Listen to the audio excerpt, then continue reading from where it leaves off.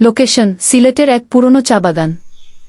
সময় 2007 সালের গ্রীষ্ম। ভিত্তি সত্য ঘটনা অবলম্বনে মনে করা হয়। সন্ধ্যা 7টা। চা বাগানের মাঝখানে এক পুরনো বাংলো। এ বাড়িতে বহু বছর কেউ থাকত না।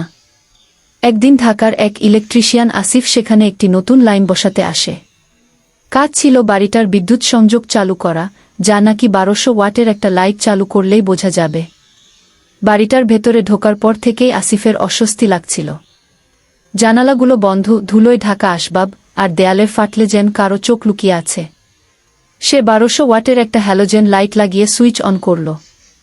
লাইট অন হতেই ঘরটা কেঁপে উঠল। বাতাস যেন হুহু করে বইতে লাগল। হঠাৎ সে দেখতে পেল দেয়ালের ছায়াগুলো নড়ছে। একটা ছায়া ধীরে ধীরে বেরিয়ে এলো। একজন মহিলার অবয়, লাল টকটকে শাড়ি, কুরানো পা, চোখ নেই, শুধু দপদপে আলো। সে ধীরে ধীরে বলে উঠল, এ আলো আমায় পোড়ায়। কেন আবার জ্বালালে? আসিফ আতঙ্কে লাইট বন্ধ করে বেরিয়ে যেতে যায়। কিন্তু দরজা বন্ধ। ঘরের ভিতর যেন অদৃশ্য কিছুর চাপে দরজাটা আটকে গেছে। তখন সে শেষ চেষ্টা হিসেবে মোবাইলের টর্চ লাইট জ্বালায়। 1 সেকেন্ডেই সব অন্ধকার। মোবাইল, লাইট, সব ব্যাটারি একসাথে নিভে যায়। ঘরের কোণা থেকে আওয়াজ আসে, 1200 ওয়াট আমার ঘর, তুই এখানে আলো জ্বালাতে পারিস না আগে? পরদিন সকালে চা বাগানের লোকেরা দেখতে পায় আসিফ বাংলোর বারান্দায় অচেতন অবস্থায় পড়ে আছে।